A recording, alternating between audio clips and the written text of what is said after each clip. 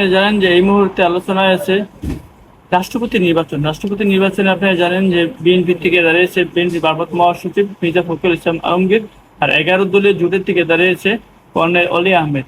তিনি 88টি ভোট পেয়েছে। তিনি জানতো যে আসলে নির্বাচন হলে উনি ফেল করবে, তারপরে দাঁড়িয়েছে। আর আপনারা জানেন যে 70-এর অনুচ্ছেদ বহাল আছে, এবং এই অনুচ্ছেদ যে বহাল থাকে বা ওটা যে থাকে, তাহলে যারা ভোট দিবে, যারা সংসদ সদস্য ভোট দিবে, তাদের সংসদীয় আসন এবং এদের ঠিকানা সবকিছু এনশিওর করতে হবে। তার ফলে তো কর্নেল অলি আহমেদ জানে উনি ফেল করবে, তারপরে কেন জামাতের ফাঁদে পা দিয়েছে তিনি ভালো জানে। আর এর মধ্যে দিয়ে অলি আহমেদকে লাঞ্ছিত করার সুযোগ হয়তোবা জামাত এটা খুঁজে পেয়েছে। তিনি জানেন যে তিনি একসময় বিএনপির সাথে ছিল, বিএনপির সাথে থেকে তিনি ছুটে কেন গেছে, বিভিন্ন বিষয় আপনার বিশ্লেষণ করলে আপনারা বুঝতে পারবেন।